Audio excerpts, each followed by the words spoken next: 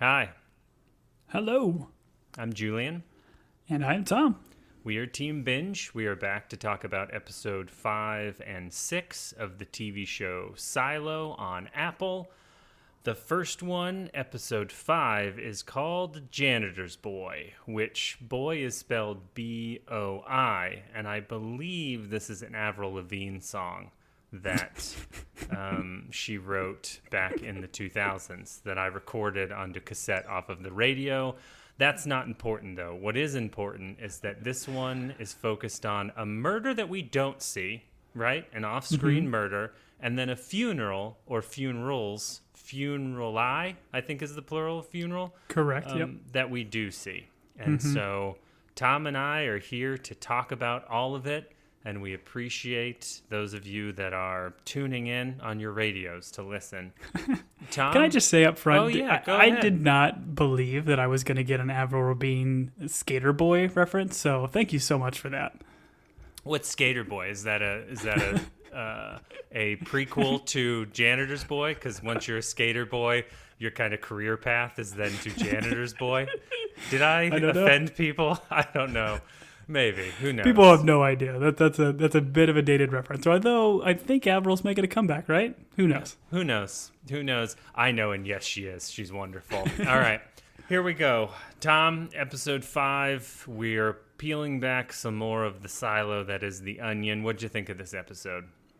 I, again, continue to be floored by the series. I think what they're doing and adding on to the mystery, how it started out all about what's outside the silo, but there's just so much nuance and so much stuff going on inside the silo. That's why I kind of love this. We're getting more and more murders. We joked around about it, calling murder, but I think at this point we're on our third murder. It's been fun, man. I'm very much digging the show. What do you think? I don't want to talk about a show that Will Patton is not in. So I am Guest fine starring. with ending the podcast here. And then actually we have to get to the point where she gets the note about his death. And then we'll end the podcast. And when season 2 of Outer Range comes out, I will be back to talk about. Actually, he was smothered in that one. Ooh, spoiler. I probably shouldn't say that. Anyways, I don't want to. He was smothered with candy. With candy and owls, dead owls. Pillows made from the feathers of dead owls. Go watch Outer Range, people. You'll figure it out.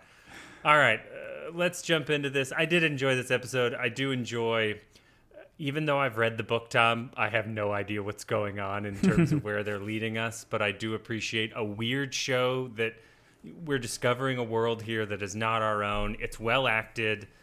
There's nothing in this show that is so heavy on like CGI that you feel like a TV show wouldn't have the budget that it looks weird. So like most of this, other than the water cave thing, everything else has looked great. So acting's great, visually it looks great. Whoever's doing the music is on par. And once again, it's a Graham Yost show. So it's well written and well done. So But yeah, you're right. We've got a lot of murders. Juliette is reading the George file, and she starts this by like pontificating and wondering, she knows everything in this file. Why did Sheriff Holston leave this for her? What's the significance?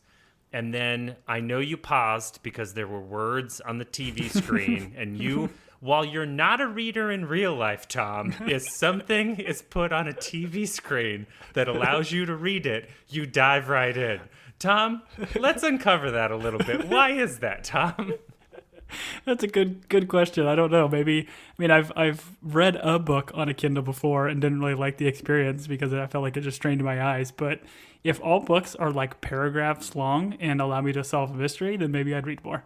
Let me ask you this. If I put a video camera on my shoulder and I just flipped through like To Kill a Mockingbird, a page at a time, and then I put it on YouTube, do you think you could consume a book in that way? Would that be a better way for you? No, I would need you to read it to me.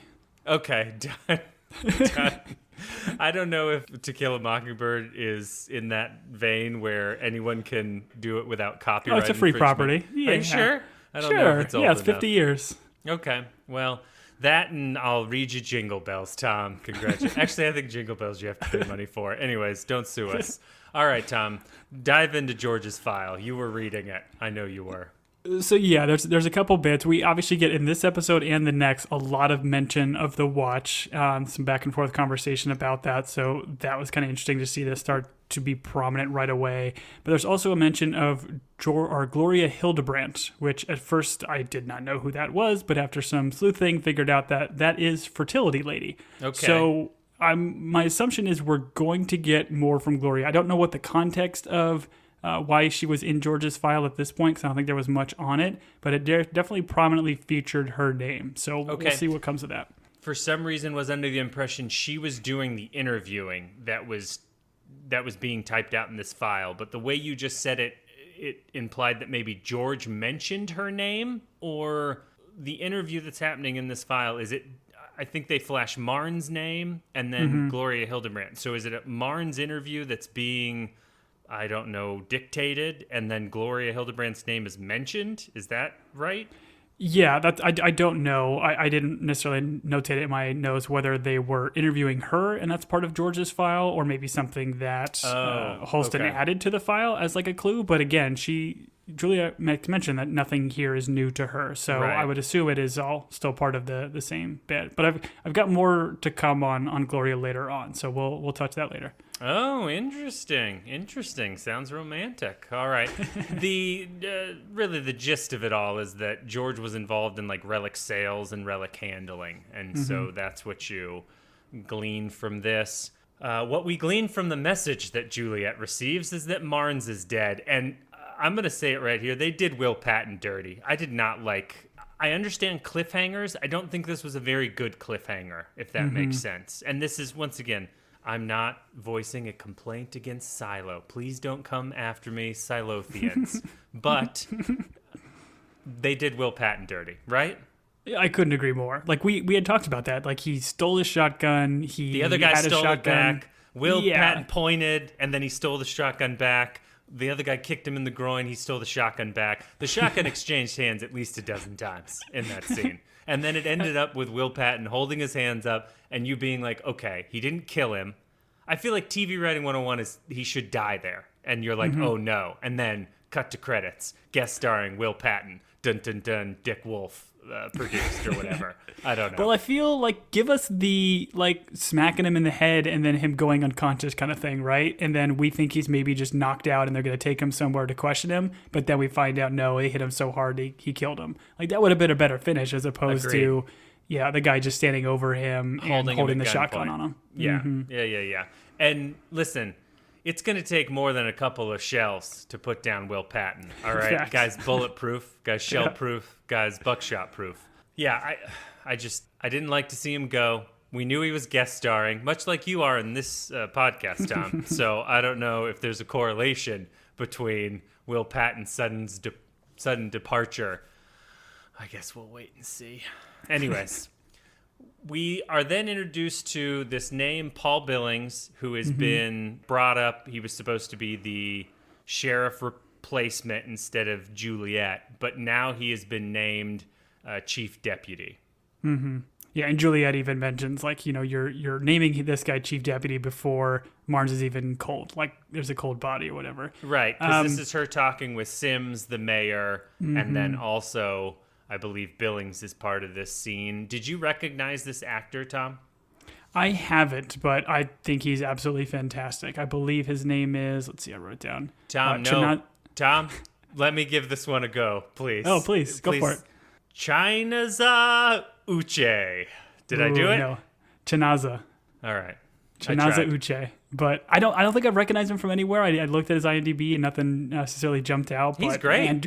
He's so good in this, right? Like what we get in the beginning here, and this is, again, we'll get to it later, like the depth of these characters. You think Billings is just this, specific place for judicial, and he's a pact guy. He knows all about this pact that follows the letter of the law, but he has his nuances and he has his kind of not inner demons, but he's struggling himself. So I love the introduction of the character. I love that's being forced on Juliette to kind of add another layer to her mystery and what she's trying to solve. But love the guy.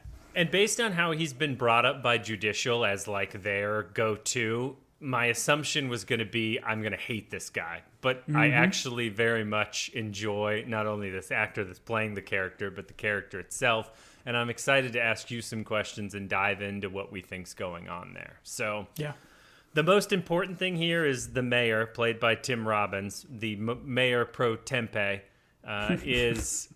he pours a drink because he's like, I'm going through the old mayor's booze right now. He pours 2 cups, offers it to everyone in the room. They all decline. Tim Robbins, I'm sure, I don't know if this is ad-libbed. I feel like he was like loving every moment of it. He shrugs and then pours the 1 cup into 2 and starts drinking. And Tom, that's my spirit animal. A guy that's just going to pour that double because no one else wants to partake. I mean, it goes bad. If you open a bottle of liquor, it goes bad in a day. So you have to consume that bottle of. That's what Lucille Bluth taught me. Anyways. Message from Team Binge. From Team Binge. Listen, we don't binge shows, guys. We watch them 1 week at a time. So guess what else? Anyways, doesn't matter. Bernard wants to do a double funeral. And his theory here, or the thing, because he's like, they call him IT, but really he's like propaganda guy, right? He's like, what's the message we want to put out to the world? Or not the world, the silo. And he's like, let's make it old lovers. It'll distract the people. You get to see Billings, I think, in this moment be like, well, it would have been unsanctioned. He's like throwing the pact in there. And Bernard is like, I don't care. No one cares. Like, which is funny coming from the mayor pro temp. They just don't see the pact as all knowing and 100% the rules. But he then throws out, and this is almost like a scene from Gladiator. He's like, we'll give him a race to the top, which a race to the top sounds terrible for the participants, right? That just, who would you volunteer for this race to the top, Tom? Dude, people volunteer to do marathons. People are bananas. So, yeah, if you live in a silo and you can't get a whole lot of, exercise, this is an excuse to, I don't know, race 140 flights of stairs. You make a good point. People do volunteer. People do, like, Tough Mudders and stuff. They pay to do Tough Mudders. Tom, you've made an astute point. I apologize. I retract my dumb question. I would prefer the race to the bottom, though, where they reinstall that slide. Race to the bottom, and they spray it with that Teflon coating from Christmas Vacation, and the person's just a fiery ball at the bottom. Bernard points out, hey, we should do this stuff to pacify the masses. Once again, we're kind of seeing him as the propaganda machine. He's just trying to keep people from panicking. Well, and ultimately, this kind of idea comes from Marnes of like bearing them together, and Bernard kind of goes with it. And we see later that Bernard and, not Marnes, I meant Juliette. Marnes is dead, Tom. I was like, Marnes' ghost. Marnes' force ghost appears in the scene, and he says, this is my idea. Bury me on top of the mayor. And Bernard's like, I'm not going to bury you on top of the mayor. That's weird. But I'll bury you next to her. And then he says, the force be with you, and he disappears. There you go. I helped you. Thank you so much. But like Bernard has no idea that they actually were like star-crossed lovers. Like he's just painting that picture. So I like that he kind of stumbles on it, and they're still falling back on the idea that, they both just walked up and down the silo. They're old, so this is how they passed. But we'll bury them together as lovers. It's clever. And Juliette gives a couple of reactions here where she like smirks or smiles and tries to hide it. And part of me was like, oh, that's because she knows about the romance. But then I thought about it. No one knows about their romance. So to Juliette, it's kind of, I think it's funny that Marnes would be someone's romantic interest, not from like a physical standpoint, because Will Patton's a catch, but from like a personality standpoint, everyone seems to hate this guy because he shot all those owls and hung them on his wall. There's gonna be a lot of outer range references in this podcast. I apologize, Tom.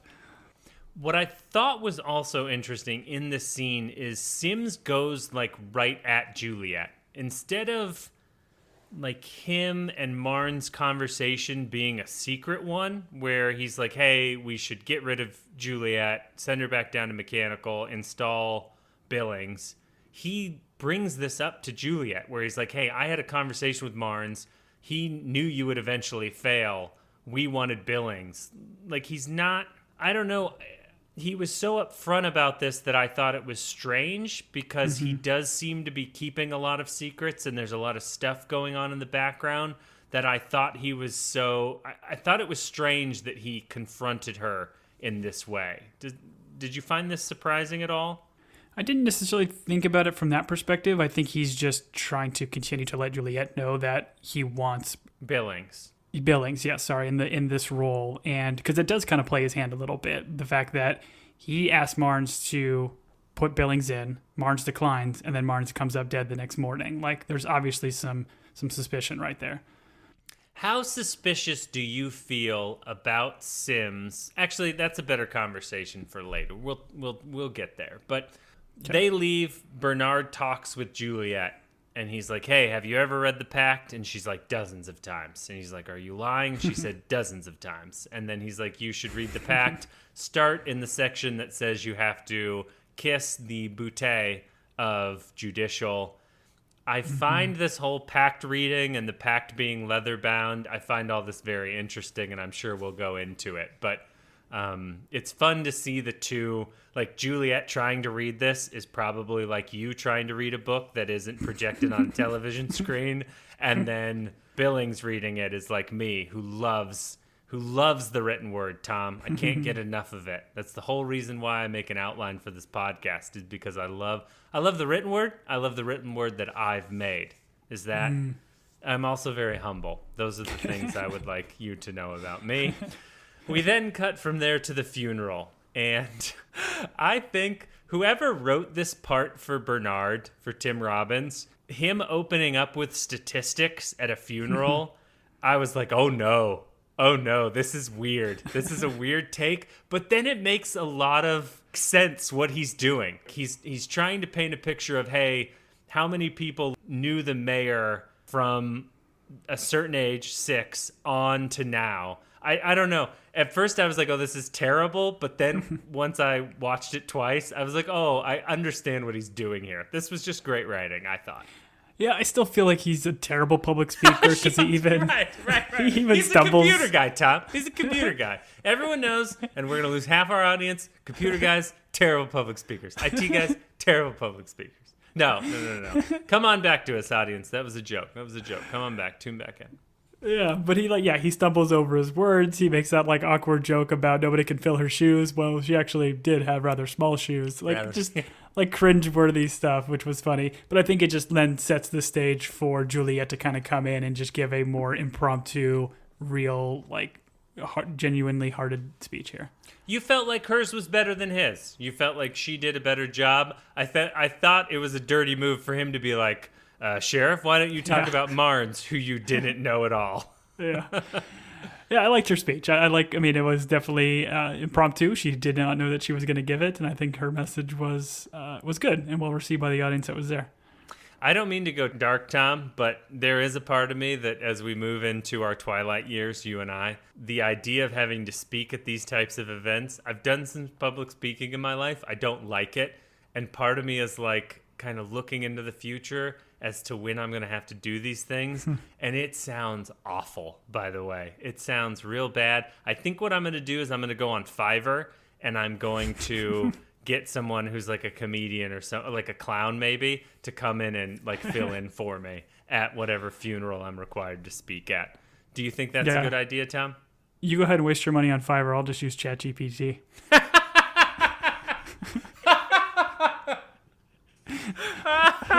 I'll feed ChatGPT all of your like history at your funeral because I will certainly outlive you, and then I will give a speech created by ChatGPT, heartfelt and a little bit funny. You outliving me is 100% a fact. Just put it down. Anyways, good luck, Tom. Actually, I'm going to leave you some directions for my ceremony, and you're going to have to like follow a treasure map? No, it's going to require some bagpipes, and you're going to have to learn the bagpipes, Tom. Spoilers.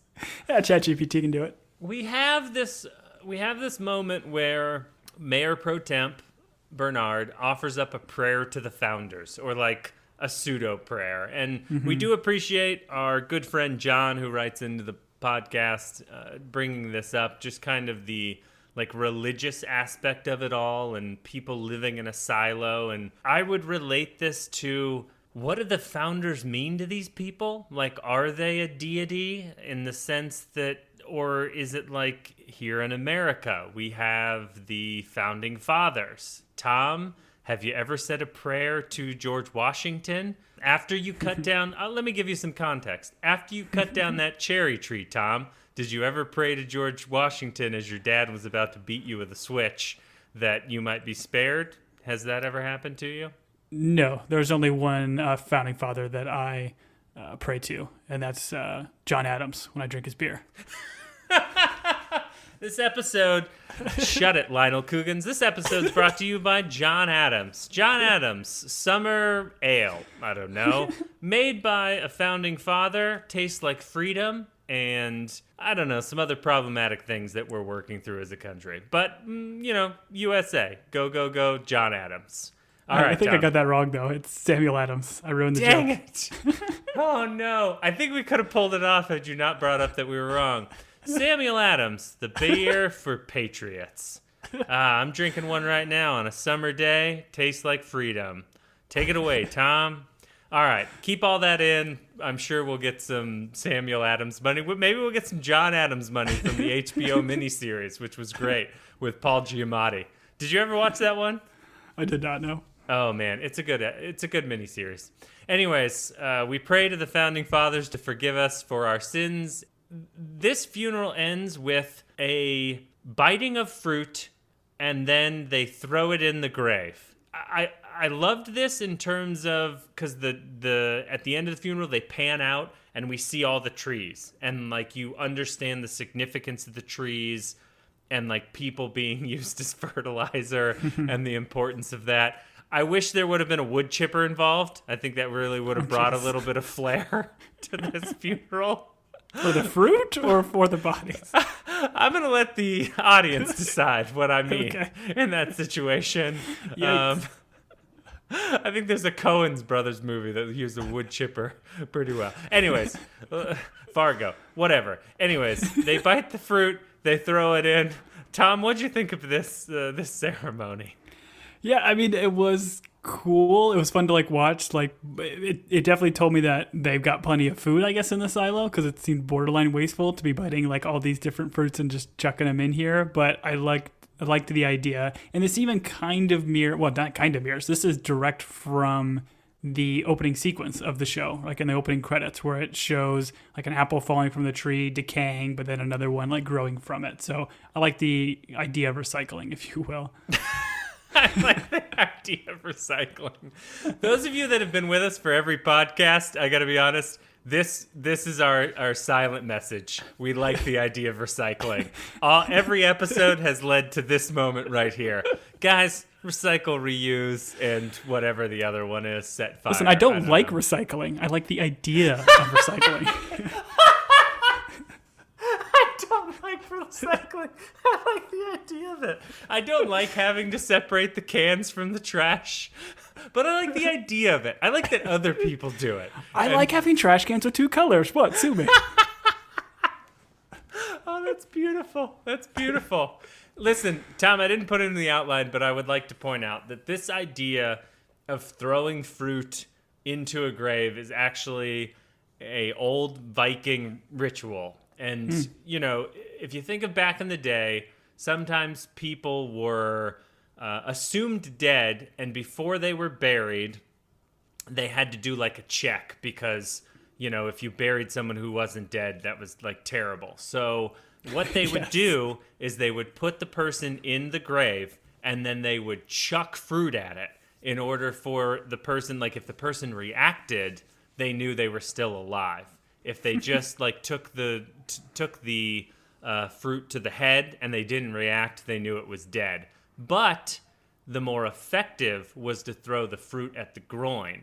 And so I don't know what it was in Scandinavian, but the tradition was called fruit to the fruits, which means you throw the fruit at the groin, and if the corpse reacts, that means they're still alive. So Please tell me this is true. It's true, Tom. I hate lying to you, but it's true. Fruit to the fruits, an old Viking tradition. Anyways, all right. I thought I'm this smarter now. Thank you. You're welcome. It's not real, Tom. I made it up. I found this we gross. would have looked it up, man. Every apple these people brought, they bit into was a dead person. That's all I could think about as they bit. I'm assuming you bite into the apple and then you spit that bite into the grave if you don't like the person. That's the other tradition. We've spent too long on this. I thought it was a cool effect. I thought all the trees were interesting, knowing that they came from dead bodies. But let's move on. Let's move on to Hank offering to help Jules. And Hank is the deputy that's from the down deep. I can't believe the down deep. Oh, the lingo in this show. He's not from the tippy top, Tom. He's from the down deep. What's his deal? Is Hank sweet on Jules? What's going on here? Why did he? I almost feel like he's a spy. I'm suspicious of Hank. Yeah. Okay. To me, I think he's a good friend to Julia here, where he was told to kind of go down there from Martha, like give her these like sweets, whatever, which he eats all, which I think is pretty funny. But he's kind of the guy to reiterate that she is not alone. Whereas we find out like George seemed to be like a loner and he was by himself, which kind of maybe drove him a little bit crazy with trying to solve all this mystery. But this is just, I think, a character to help us reinforce that Juliette is not alone in this asylum. She has friends. Because maybe they grew up together. Like, he's from the down deepy deeps. So... the deepy deeps. Oh, I hate it. Anyways, I think he's a bad guy. I think that will prove true as we watch the rest of the show. Also, I love his hair. Those are the things that I will say about him. Trent Krim level. Trent Krim level. No, not even near Trent Krim. How dare you, good sir. Tom and I did Ted Lasso. And so you can listen to our back catalog on Ted Lasso, which is a wonderful show, but doesn't have any silos. But it does have beautiful hair.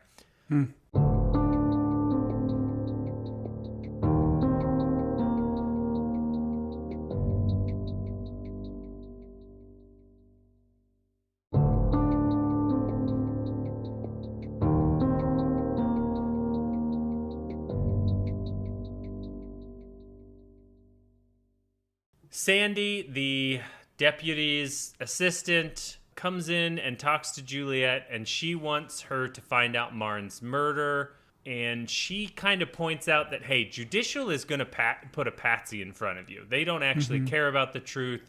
They just want order. So she kind of gives her this warning. There's some interesting stuff that happens with Sandy. Like, we find out later in the episode that she's not going to stick around. Do you think we'll see more of her? Do you think she's going to continue, or is this a front end of this season and then she's gone? I still think we might get a little bit of her just because, again, when that screen flickered, when they turned the power off, she was the one that they focused on, who saw the screen kind of change to like green, lush, beautiful, and had a goofy reaction. Right. It still irks me a little bit that she never brought that up, especially with knowing that Juliette is kind of in it for her own means and is following all this mystery, why she wouldn't maybe have confided that in Juliette. But I'm assuming we haven't seen the last of her. Sure. So then we are with Juliette wandering around with a list of Marne's enemies because we're trying to find out who killed the owl killer, Will Patton. Mm-hmm. Well, and this is, I want to bring this up, like the first person they ask on the list, I think is just kind of a nobody that kind of tells them like, hey, go ask somebody else. But this is the first time we get some of what the signs of the syndrome are, which I think we'll talk about a little bit later because I have questions about what syndrome maybe really is. But like he's kind of shaking his hands and things like that, which we kind of get with a little bit of Billings. And you actually watch Billings' reaction as she kind of mentions that this guy had the syndrome. You see him just kind of go deadpan, which I thought was kind of cool. Okay. Yeah, I did not catch those details, but I'm not a gumshoe like you, Tom. We have Juliette going to Patrick Kennedy's place, and as soon as she pulled these things out of his closet, I was like, oh, that's planted evidence. I listen, as a guy that's had evidence planted on him during numerous traffic stops, I knew exactly what this was. And justice for Patrick Kennedy is all I'll say.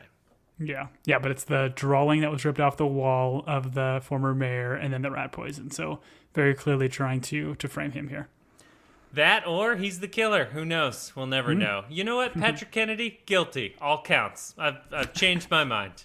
Although he was in Band of Brothers, so part of the greatest generation, forgive him for everything. Boom. That's what we call flip-flopping, Tom. We have Paul Billings coming into Judicial, I believe, and we meet Doug Trumbull. You recognized him from the last episode as Marne's killer. I don't feel like they were trying to hide this. I feel like we saw him with the shotgun. We see him in this chair. But guess what, Tom? You didn't rule out Craig Trumbull, his twin. Dun, dun, dun. Probably? Is this a twin show? No, we know Doug Trumbull is the killer from... They didn't hide it in the last episode, and they don't hide it in this scene. And this is him, I guess, talking with Sims because he's up for being a shadow for Sims. We can get into the Doug Trumbull of it all. I was a little bit confused by this stuff, but this is just us being introduced to Marnes' killer. Yeah, well, and I think this is, again, we don't really know what to make of Billings at this point, so him going to Judicial when he splits up with Juliette was kind of interesting, but again, it starts establishing this relationship, and even when Sims says that he's a candidate, Doug Trumbull here, for his shadow, Billings is kind of against it, and he's like, why would you put this guy in place? So I don't know if they've got to back around as well, Billings and Doug, but obviously Doug's not long for this world. I think Dougie Doug, as they call him in the silo, they mention he's part of security, so I think Billings knows he's got a heavy hand in terms of violent tendencies. And to your point, and maybe this is the point of this, is we are establishing that Paul Billings is a good dude, even though he comes from Judicial and he seems to be buddies with Sims. Because of his belief in the pack, he's probably as straight arrow as they come, right? And so I don't know. I came to the conclusion over time that I just liked Paul Billings. I feel like he is going to turn out to be on the side of good, even though he's got some stuff he's hiding. Agreed. But I still think he's going to be an ally to Juliette. We find out, and this is a conversation between Paul Billings and Juliette, because he does come in and he says, hey, guess what? I didn't go home for a tuna fish sandwich. I don't know what tuna is because no one fishes. I went to Judicial. She's like, oh, you're tattling on me already. And he's like, no, I just wanted to see where they were at on the investigation. And he talks about how Judicial has friends of the silo. Now, Tom, I have always known that you have had a neck tattoo that said friends of the silo. And I don't think I realized what it meant until I watched this show. And now I'm realizing that you love this book series and you've read it several times and you got Friends of the Silo tattooed on your neck. Is that correct? Or are you just a guy that loves corn farming and silos that hold corn? No, actually, all of those are wrong. Friends of the Silo was my favorite death metal band back in high school. Ah, Friends of the Silo. Their classic song, Necromancer Corn. Yes, yes. Corn spelled with a K. Not to be confused with the band. Anyways, Friends of the Silo got sued by Korn, and now they're farmers. So I got Watch you. the VH1 special. Yeah. And the music. Yeah, the music, Friends of Silo. I love it. But Juliette kind of says, okay, well, yeah, we don't refer to them as Friends of the Silo. She kind of refers to them as listeners. But we get the idea that, again, there's spies, these listeners everywhere in the silo, and the stuff that they say and do is not admissible to Judicial and courts and all that stuff. And I like this idea that right away here, Billings doesn't like it because he realizes it's not in the book. It's not something that Judicial should be doing. And again, we're getting these glimpses of Billings kind of being, he may be by the book, but he's very good at what he does. Right. The amount of times I've yelled "not of the pact" in my life is rapidly multiplying. We do find that the Patsy's name is Melby, which, I mean, let's arrest the guy for being named Melby, right? Yeah, Melby Patsy. Melby from Melbourne, they call him. Juliette realizes that Patrick Kennedy was living in a different place. This all leads to her meeting with Doug Trumbull, who runs down from Judicial. She does something here that I didn't quite understand on the first watch, and I gotta be honest, Tom, I didn't quite understand it on the second watch. How did she know that he planted the evidence in the wrong house? What? Can you explain this to me, or should I just continue to be dumb?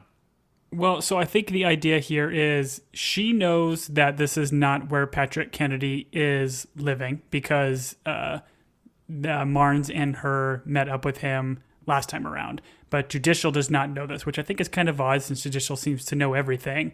But that Doug planted this evidence in the wrong house. So when she said that she wanted the arrest warrant, then it cuts to Judicial, and you see Doug Trumbull like running after this house to try to get there before she does. She then kind of confronts him. And I don't think she knows necessarily at this point that he's the killer or anything like this, but she knows there's like suspicion here. So when she kind of lays it out and then he takes off, then she kind of has her answer. Right. When she's there, like, she's like, oh, I'm just casually hanging out at this place. I can't believe that. And then he takes off. She knows he's guilty. And this leads to, I don't know if you've ever seen The French Connection, Tom, but it's known as a movie with the greatest chase scene ever in cinema history. I gotta say, this foot chase up a spiraling staircase, close second to The French Connection.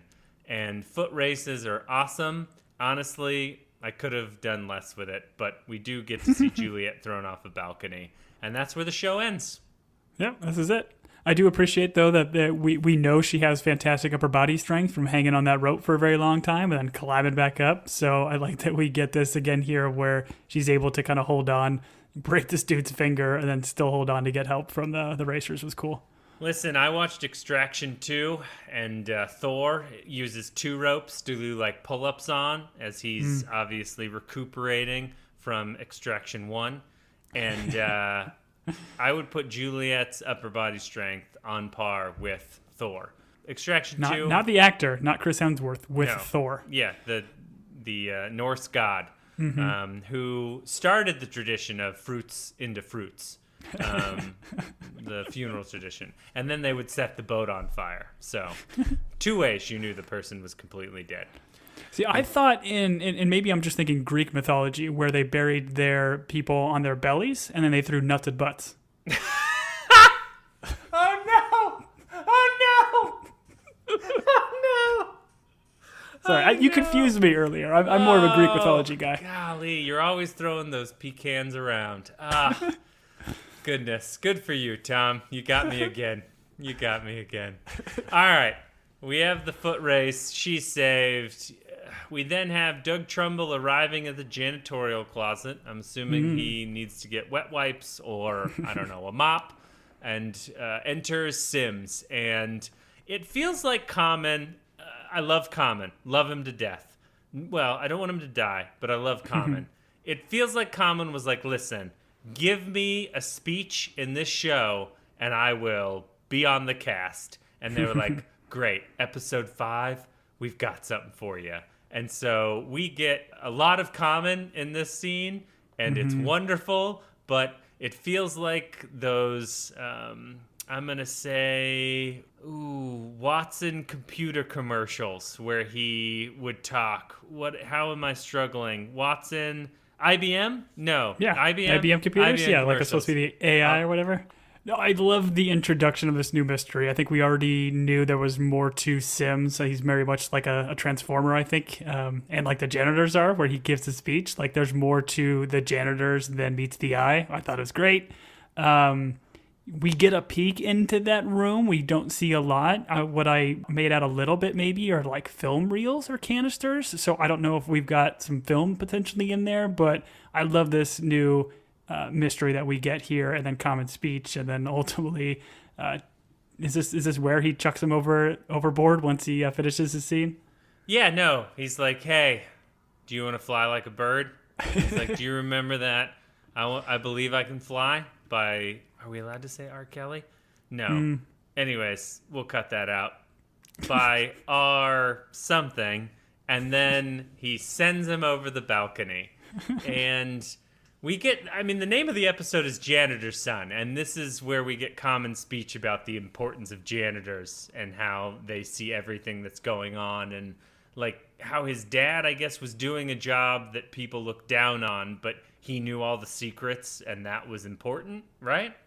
Yeah, I don't know what secrets that they know. Like, we obviously get at the end of episode 6, like a big reveal, and I don't know if that's supposed to be janitorial or if that's something above janitorial, but I love the line that he gives, like saying that they have the most important work in the silo, which mirrors Juliette's line saying that she has the most important job keeping the silo, intact. So I would almost argue that Juliette, like physically, is keeping the silo intact, but maybe what janitorial is doing is like emotionally keeping the silo intact. So I love the dichotomy between the two characters. Right. The thing that is pointed out during this conversation that I want to touch on is he says to Dougie Doug, that he messed up with George Wilkins, who is the one that Juliette is trying to find out what happened to, as well as Patrick Kennedy. So is the assumption here that Doug also killed George?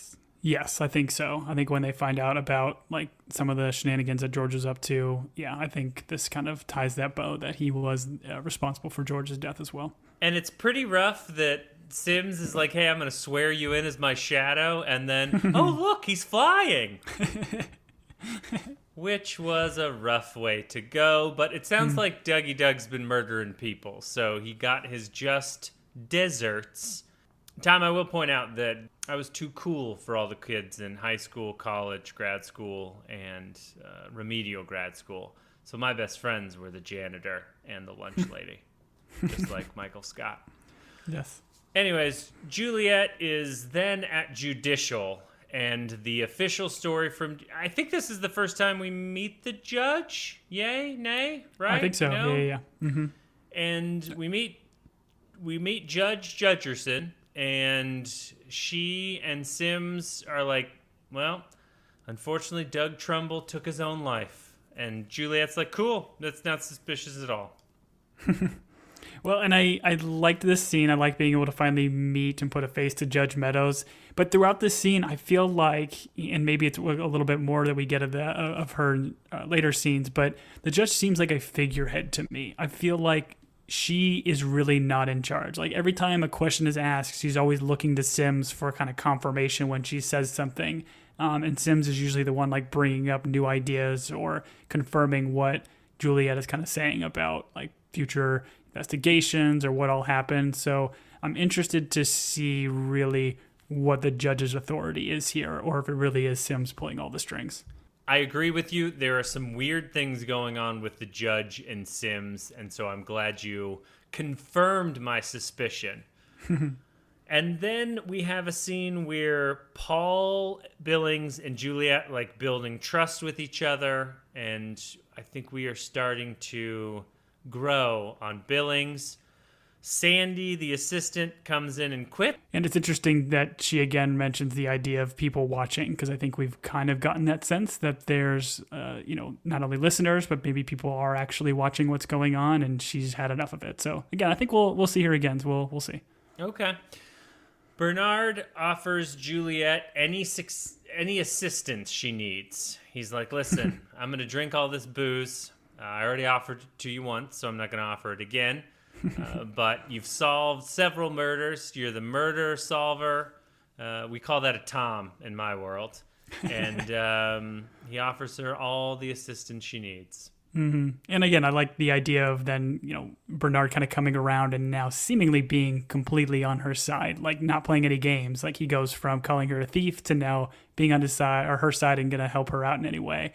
And again, we talked about it a little bit, but what's your take? Do you think Bernard is good and he's doing this for the greater good, or is he scheming as kind of like the media IT propaganda guy of the silo?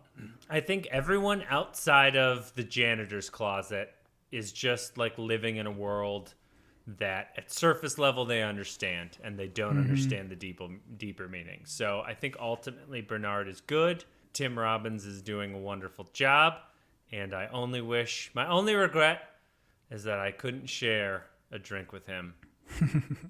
We then have Lucas is back up there sketching the stars. And we find out, I guess they don't know those are stars. He's just like those lights in the sky. They move in like a circular pattern. I don't know.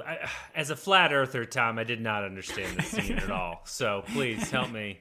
Me and Kyrie, we don't really know what's going on in this scene.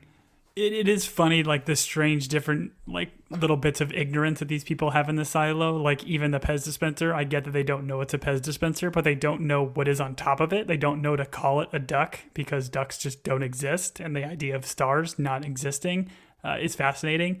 But if you do look, I mean, the constellation that they're looking at in the stars is Cassiopeia, so it does give us a little bit of a glimpse of potentially where they are, because Cassiopeia, assuming that what is on the screen is a real image, is only visible from the northern hemisphere. So you figure that, they could be in America or somewhere else. I assume everyone's Canadian in this show. Possibly. The Northern Lights. Good for you for knowing what Cassiopeia is. So we have Walker working on the camera, and they have a discussion about, she's like, listen, not only is this a relic, it's extremely illegal. It has lenses that magnify. And so we find out in this moment that anything that magnifies is super illegal. And I found this interesting. There's a lot of interesting questions here. I think even when she makes mention of the idea that you can't magnify twice, Juliette says something about, oh yeah, mom made one of these for the rabbit. So again, we're going to get some sort of backstory, I'd imagine, on this. What is a rabbit? What does she mean by the rabbit? I don't know if they were created like not a telescope, a microscope or something, maybe on a rabbit, or I don't know, maybe they're making little rabbit glasses. I don't know. We'll find out. Bifocals for a rabbit, and the rabbit's eyesight is so bad they have to have two lenses? Listen, show me that show. The Silo Rabbit Show. I'm all on it. Yeah. But Walker bringing up the two big mysteries of not only the powerful magnification, which I'm assuming is the idea of being able to make more high-tech gadgets. No one wants those rabbits to see, Tom. No one wants the rabbits to see. Then they become too powerful.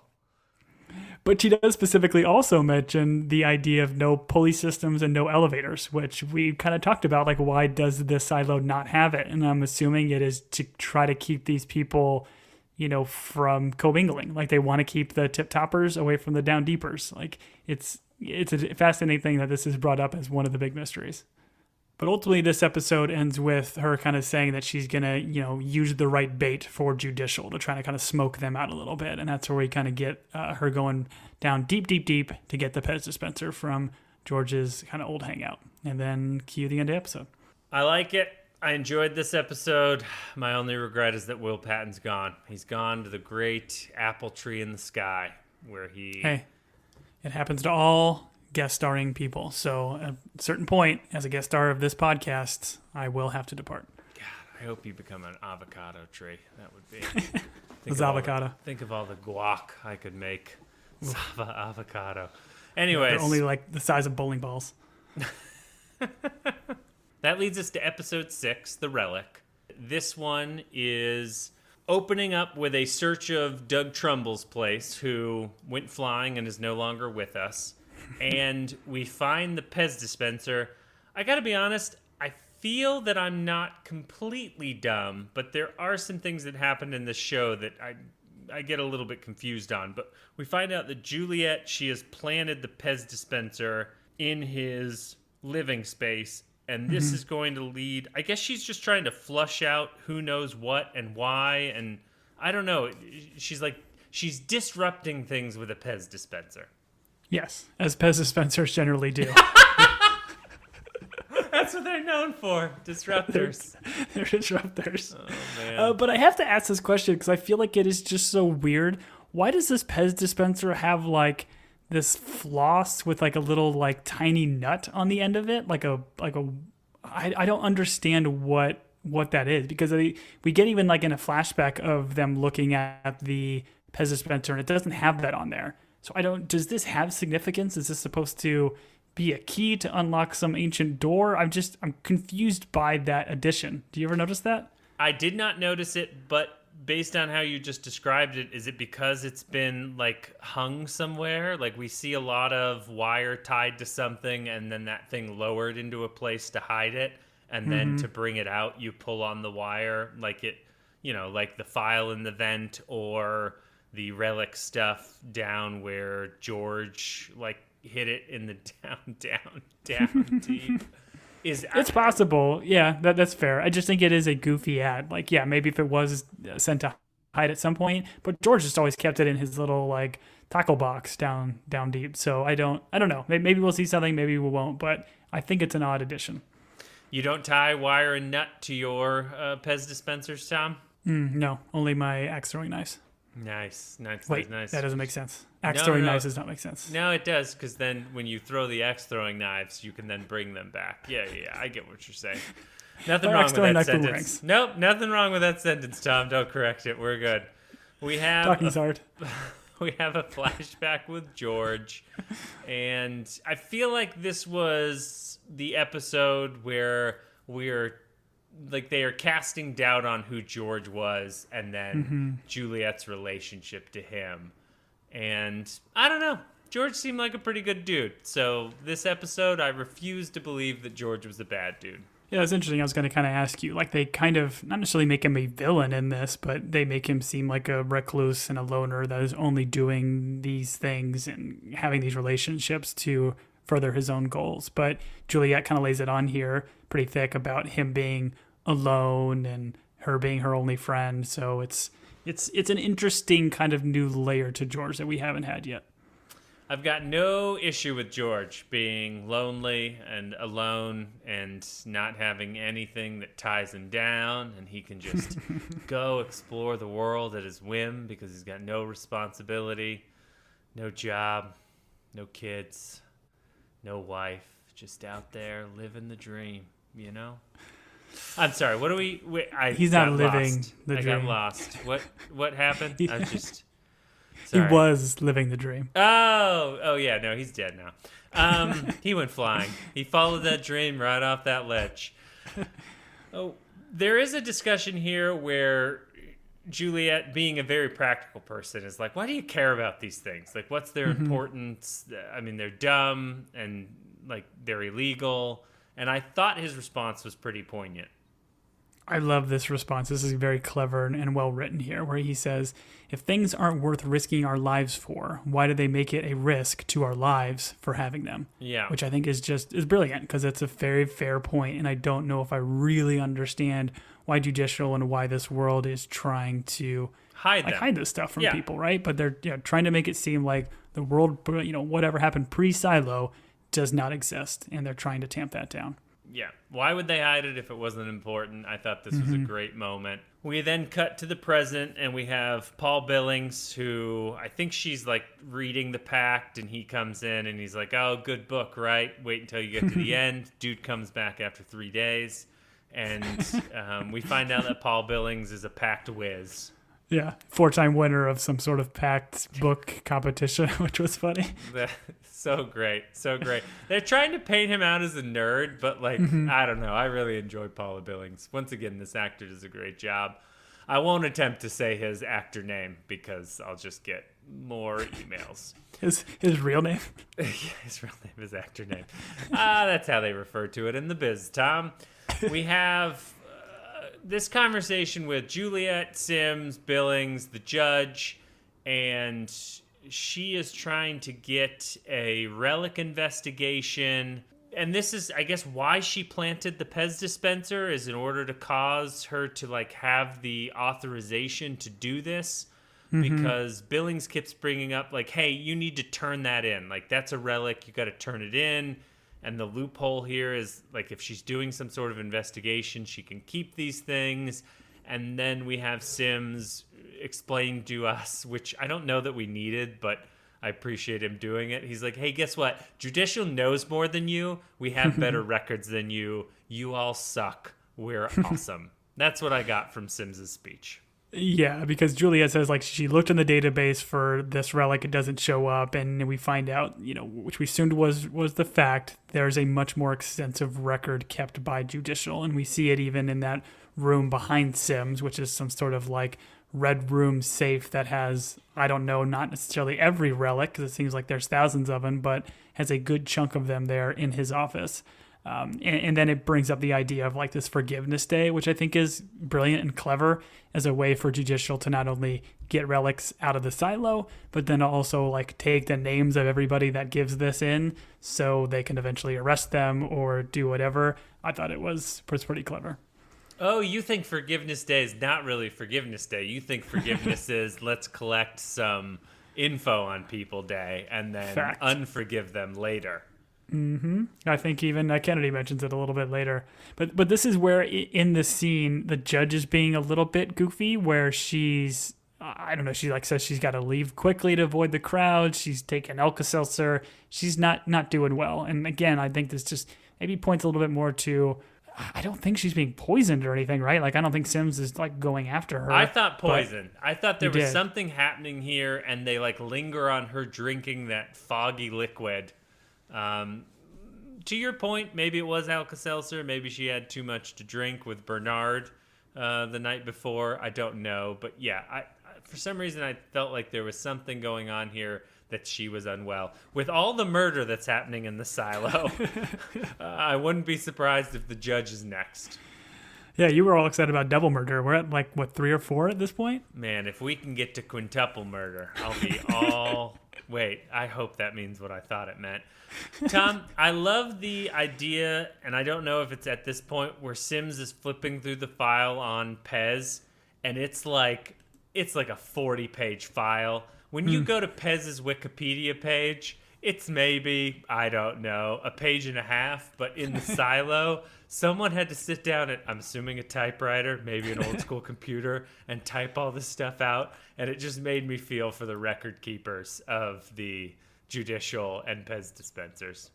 Well, it's funny, too. There's a lot of this that is like handwritten, which almost made me think some of these records that Judicial is keeping is they're purposely not electronically logging in or even like typing it out. They're actually handwriting it, which I thought was interesting. But they make mention of paper being such a valuable asset. And these are very extensive logs worth of these relic details.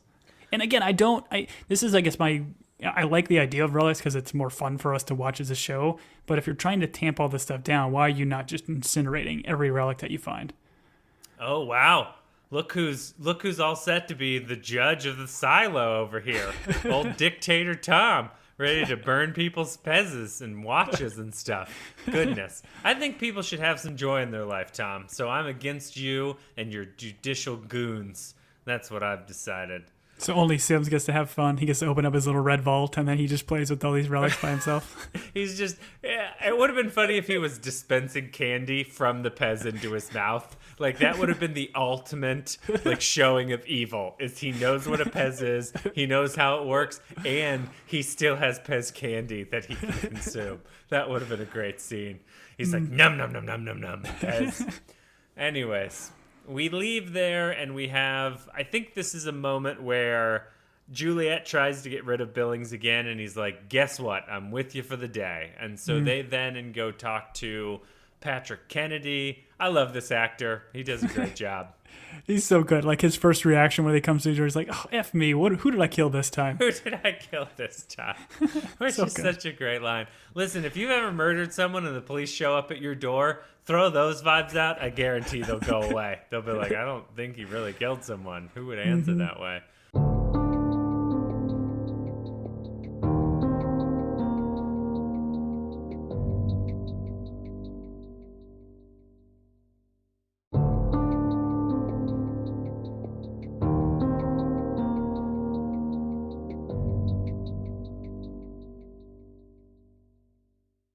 But this leads us to Regina, and I found the Regina character confusing and strange, but I'm not a cat guy, so this is not surprising. Find out during the course of this conversation, she was involved in like relic stuff, and then also the important thing here is she calls George her boyfriend. Yeah, and again, this is we get a lot of mention throughout this episode about this watch and who it was registered to, and I think that's what like one of the things that Sims confronted Juliette on earlier. But she makes mention of it. She clocks it right away when she walks in. Hey, you're wearing that watch. That was George. you must have been who he went for after he left me, kind of a thing. And I like the back and forth that they have, and like all of her like double entendre that she's kind of throwing out and just going right at her here, even though Billings is in the room. And Billings makes a line at the end saying, "Oh yeah, that lady must be crazy," or whatever. But he's picking up on what's going on here. Yeah, Billings does make some, "Oh, this is awkward," and so he tries to change the subject or say different things. He's like, "So do you have any relics?" It was all great. But yeah, we find out that she helped procure relics for George, and that he didn't mind that this isolated her from her family, and that she felt used. This is cut with Pez being, we see Sims going through documents. He's in, how do you like all the red like biohazard signs on everything in judicial? I like the idea. It just makes it seem like these relics are poisonous or could damage or hurt you. It's like way over the top. I liked it. Yeah, a lot of Equilibrium vibes where they're like, "Oh, this will make you feel emotion, so we have to burn it." Which, when's the last time you watched Equilibrium? That movie's pretty great. Ooh, a couple years ago. It's fantastic. So much fun. It seems like, based on Sims' research, that George caused a lot of judicial issues, and this leads to Sims, Mayor Pro Tempe Bernard, going up to the sheriff's office and meeting with Juliette. And then we have this Sims trying to pin the Pez being in Trumbull's living space on Juliette, like she planted it. And then it feels like, I don't know, does Bernard come to her rescue? Like, what did you read in this scene, Tom? I thought, I feel like it was too early for Sims to just go all out here and just throw all this at Juliette, and not really thinking that Juliette had kind of thought this through. She's much smarter, and she's proven she's much smarter than they are giving her credit for, because she makes mention like, "Hey, listen, I didn't find this evidence here. Like your boy Bernard, your boy Billings is the one that actually found this." Which, and Billings tries to step in. Yeah, he feels like he was thrown under the bus here, which I don't necessarily know if that's true. He just happened to be the one that found the evidence. But Bernard kind of coming in and saying like, "Listen, Trumbull could have been the guy that, found George initially, and he could have taken this little relic." And he just kind of ultimately mentions the idea of, some of these mysteries are best left unsolved. So the idea of Sims shouldn't be continuing to push this because it's not going to lead any closer to like more order in the silo. And it's, again, also kind of the same to Juliette. Juliette should probably let this go if they want to be able to maintain order. Right. The more I watched this scene, I could not tell whether or not Bernard was deliberately trying to help her or this was accidental. I think ultimately he is looking out for her best interests, and I don't know that he cares for Sims and what Sims is trying to do. He also, in a handful of scenes, he refers to Sims as Rob. Like, he gives him his first name, so meaning they have like more of a closer relationship of not just calling him judicial guy Sims or whatever else. Like, he calls him Rob, which I think is interesting. Yeah, that's a good point. His title is Judicial Guy Sims. It's on his badge. Anyways, we then have the conversation with Paul Billings where he's like, "Listen, I've got a wife and kid. You're putting me in danger. Like, if you're going to do these things, let me know. I understand that you're not going to be truthful with me, but give me a heads up when you're not going to be truthful, just so I can protect myself." And then this leads to a very interesting comeback from Juliette where she's like, "You shouldn't even be in a position of power because you have the syndrome." And we talked about the signs of the syndrome, Tom, and my assumption was that it was signs of suicide. And you brought up the poster about the signs of syndrome. So, but based on this, I feel like I'm off. I don't feel like these are signs of suicide. I think you're right. I think I might be led us astray here. Like, it almost seems like syndrome is just some sort of like sickness that you get or these people have got from living in the silo. We find out that it's not necessarily a genetic disease because Paul is very concerned about it potentially passing on to his daughter, which we meet here in the next scene. But yeah, I don't think it necessarily has to do with the suicide part of it. So we think it is just like some people get this weird shaking disease, but we don't know what it leads to. Like, does it lead to death? Is this something that maybe happened to Juliette's mom and brother?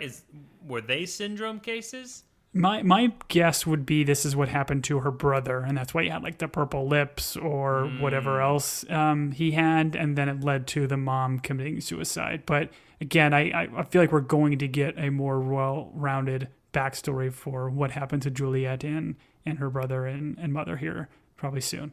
I think we should point out, like, Billings and the actor, like, a lot of range in this episode in terms of what he has to do, and he does a great job. It's fantastic. Once they go back and like you see him with his family, like, yeah, he's made mention he's got a wife and kid, but when they start like humanizing Billings here and giving him more of a backstory and rounding out his character, this is why I think this show is so fantastic. With all these people stuck in this very small enclosed space, they all have just loads of depth in what they're doing, why they're doing it. And I love the mystery that it's been created, especially with Sims too. Like we said, like he's a father, and all the stuff that he's got going on with this janitorial stuff and judicial. Like what is his angle? It's fascinating. What else is fascinating is that Juliette goes to the cafeteria and gets hit on by Lucas, which this guy's really shooting his shot. I don't know. What's Lucas? What's going on with Lucas, Tom? I was going to ask you the same thing, man. I don't get what this guy's angle is here. Like, is he a listener? Did judicial or the janitorial service like throw this guy? Like the second they knew Juliette was going to come and take over the job, did they throw him in here to try to kind of like establish some like, hey, mystery stuff? Because I know Juliette's maybe about some of the mystery of the silo, and he's trying to get close to her. I just feel like he's too like suave in these scenes. Like I like him. He seems like a very nice guy, but suave. The timing. I think he's awkward. I don't know. Oh, he's great. He's great, man. He's got some great little pickup lines, gets her to laugh. I think he's very, very clever with what he's kind of doing here, but I don't know. I'm getting vibes from him that aren't necessarily, he's just in it for Juliette. Because why is he interested in Juliette? He's never heard of her. He's never seen her. I don't understand why he appears at the time. Yeah, he does feel like a plant. I agree. Mm-hmm. And, well, I just go back to him being like, oh, did I say something that could get me arrested? And he's like, oh, are you going to put me in handcuffs? And then he winks at her with both eyes, as one does. It's called blinking. I don't know. I don't care for what's happening with Lucas. I'm suspicious of him. But I'm also suspicious that they gave him the angle that he's like trying to figure out stars. It's like if he was a bad guy, he would be like, oh, don't look at the big screen. Let's focus on the pact. Read the pact with me. I don't know. I'm interested to see where Lucas goes. I hope it's out to a cleaning. Anyways, Juliette wants to quit, and this is because she has, come to the conclusion that George was a liar, and he had other lady friends, and she feels used, and yeah. I like the conversation where it kind of recontextualizes, or she does, all of her conversations that she's had with George, and that, George maybe not necessarily selfish. Well, I think he is. He's been kind of selfish and maybe using the people that have been close to him and in his life. And I like the pep talk that she ultimately gets with Martha over the radio here. At the very end, though, Martha does like look at a picture of a younger version of herself and another woman there. Is that, and I don't know if we have gotten any sort of inclination here, is that maybe a younger version of Judge Meadows? Have we gotten anything that her and Judge Meadows had some form of relationship early on? No, the only person we know that she knew when she was young is the former mayor. That was the only one that we have established. But, I mean, I would put her on age par with the judge, right? Yeah, I'm not sure. Again, the picture was difficult to kind of discern. It seemed like an actual picture and not just a drawing, so potentially a little bit older. But, again, I'm sure we'll get more to that. Right. This leads to Juliette going back to Regina, asking her some of the tough questions. Like, why are you the way that you are? Yeah, we get Regina kind of being the whole conspiratorial thing where she's got the stuff on the walls, and she's like Gloria before her was turning on the faucet or trying to make noise so people couldn't hear. Turns the fan on because they're listening. They're always listening, Tom. Tom, I got news for you. They're listening to us right now. Yes, they are. They're in the walls. But she makes a specific thing about, like, judicial's the one that asks the easy questions. It's the man who knows everything who comes at night, that's the one you got to be scared of. And saying that there's somebody that kept showing up in the middle of the night at her bed, telling her all the things that she had done. I mean, that is, again, another layer of mystery. Are we supposed to think that's judicial? Is that somebody else? Janitor. I don't think that's Sims. I feel like that might be a new character. You think it's the janitorial? It's the janitorial. They're like, hey, did you spill? Man, you're out of paper towels? Here you go. And then they leave. Ask the tough questions. Are you out of paper towels? Yes, I am. Here's more. You know, expensive paper towels are. Hey, actually, paper is very expensive in this world, right? Right. Yeah. What do they use for going to the bathroom? They use like the 3 shells technique? The left hand, Tom. The left hand.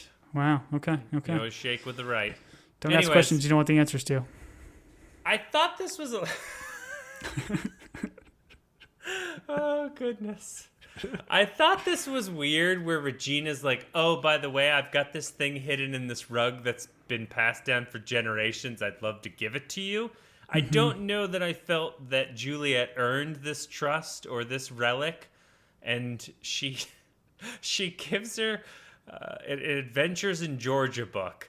And when I first saw it, I was like, oh, it's a book about George? That's weird. Like, I didn't see the Georgia of it all. And then she starts flipping through pages, and we get a big reveal. Yeah, I mean, it's a book of Georgia, so it's got dolphins. I don't know. Did you want me to preface that differently? No, I love it.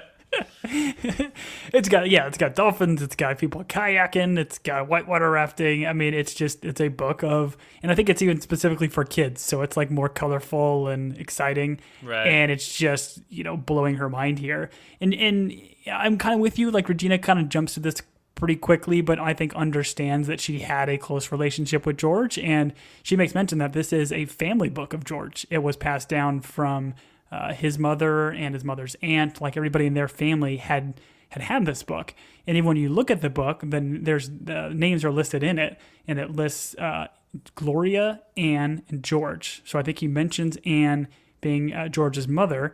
And Gloria, who we know is Gloria Hildebrandt, that could potentially be Gloria Hildenbrandt, that could be his aunt, the fertility lady. Because again, we got a mention of her from one of the papers that Juliette was kind of looking through. I wouldn't be surprised if we do get more of Gloria and having a little bit more backstory as being a member of George's family. Sure. And in one of the flashbacks, it was interesting. We got like a nautical shell tattoo on George. Mm-hmm. Yeah, which was cool. And I like the idea that it came directly from this book when she's kind of looking at like the page on aquariums, I guess, and it being kind of like a mirror almost of the silo and the stairs as it's kind of stepping down. It's clever, and I like what they did. Yeah. I appreciate that this whole show has been footed by the Chambers of Commerce for Georgia. It's like, come visit us. Don't be stuck. But this confirms that we're in the United States, right? Like we made mention, one of the relics George had was a New York Statue of Liberty kind of deal. Maybe they actually are in Georgia, or they're somewhere relatively close. So it's definitely giving us quite a bit more. Oh, I don't know. This might be the country of Georgia. I don't know. I don't know if they kayak, have dolphins, or have peach farms there. Who knows? I'm leaving it open. We could be anywhere in the world or the planet of Georgia. Who knows? This is then the big reveal, which I don't know how many shows have done this. It feels like a lot. And it feels like some that we've covered. But all of a sudden, someone is watching Juliette discover this book on a TV monitor. And there's 2 dudes, and one's like, we gotta tell him. It's in the middle of the night. We need to tell him. And then there's just all these television screens. And bigger world out there, and everyone's being watched. Yeah, I mean, again, very much 1899 vibes, the other show that we kind of covered, which was kind of fun. Covered, fully covered. From beginning to end, there shall be no more coverage. It's a very dark and ominous show, very similar to this. So if you are enjoying this and you haven't watched that, I would definitely give it a go. But this is where we get the official reason for double the flowers, right? Like, he was telling her to double the flowers because he knew Holston, and we don't know how he knew, but that there were cameras behind there, and this would have blocked the view and maybe kept her a little bit safe. But as it's kind of cutting in and pulling the camera back into the her being watched on TV, you see the flowers kind of withering and dead right next to her. So very, very well executed here. So Juliette's smart, but she didn't pick up on this clue from Holston. She hates flowers. She does. It has to be said. So what do you think this is janitorial? Do you think this is another faction? Do you think these people are in the silo? Do you think they are somewhere under that underwater tunnel and are just watching this as an experiment? Like, what is your take on these TV screens? I don't know. I'm open to other silos. I'm open to the fact that these people don't look like they live in this silo. See, what makes you say that? Because I feel like one of the guys is like dressed in seemingly like a full like overalls or whatever, like almost looks like a janitor, and the other guy's kind of wearing like dark muted tones. So I feel like they are of this silo world. Maybe not the specific silo if we're saying that tunnel underneath goes somewhere else, but I feel like they're still part of this world, and I would guess they're part of janitorial. Okay. Yeah, I don't know. For some reason, I just felt like their clothes were a little bit more modern. Like one was in a tie-dye tank top, but maybe I'm misremembering that completely. It's a Bush Gore. Yeah. It said Ross Perot for president. And I was like, all right, yeah. But it is interesting though, because they also make mention of, hey, go wake him up, and hey, it's the middle of the night, when we just got that kind of boogeyman story from Regina saying there's a guy that kind of comes in the night. I'm assuming these aren't the same people, right? Because why would they have to wake up this guy that seemingly like works in the night? So I don't know. I think this might still be janitorial, and then the man that kind of comes in the night is somebody else or somebody different. I don't know. It's just, it was a weird conversation to say, go wake him up. It's the middle of the night. No, I think it still works that the person that knows everything is part of this group. It's just where are these guys located? Are they in this silo? Are they in a different silo? Are they on the surface? I mean, there are other tunnels outside of the silo that George, discovered on that blueprint. So I would almost venture a guess. I'm sorry. I'd venture a guess that they're maybe at the tippity tip top. Like they're on maybe the surface level, because when we see like both Allison and Holston go clean, they had to go up quite a few. So maybe like all of these guys at the TV screens, they live on the top and they are monitoring all the stuff that happens.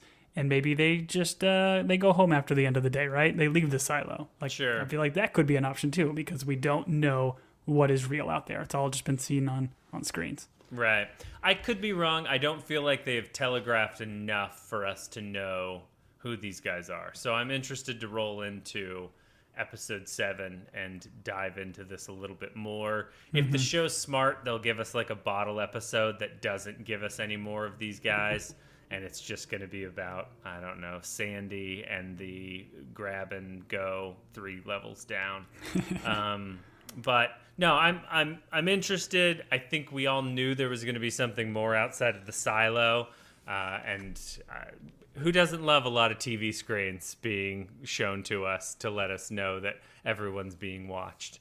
Yeah, they seem like very good screens too, right? They were much bigger monitors, and I don't know if the computers were much different when you saw them on the bottom, but it seemed like this group's got a different set of technology than everybody else. Oh, sure. Definitely OLED, or probably the 3D television where you have to wear the glasses in your living room. That took off, right?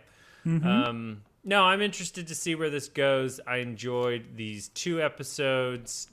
Any big predictions? Let me ask you this, Tom. Let's quickly go through this. Juliette, good, right? Juliette, good in terms of on the side of good. Billings, on the side of good? Yeah, I think so. I think he's read the pact. He is a man of the pact and will do everything he can to protect it to a point. Mayor Bernard, on the side of good?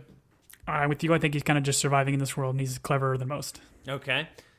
Sims, judicial, on the side of good. He's up to no good. Okay. Judge Meadows, on the side of good. She needs to use the restroom. Okay. And then lastly, Marnes.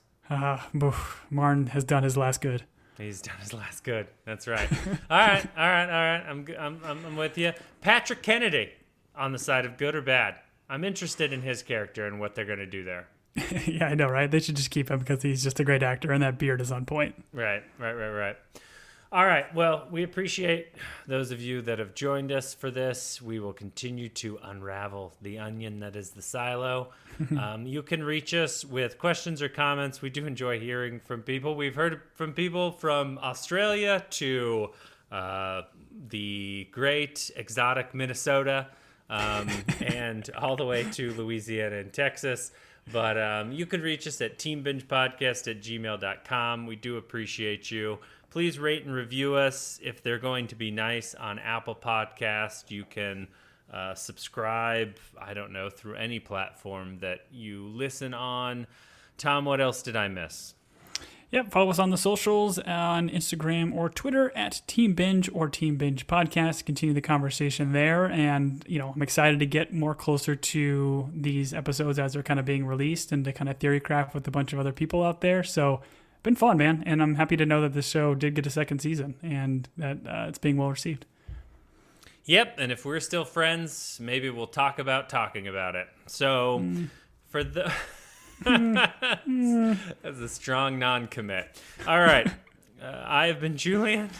And I've been Tom. Till next time, everybody.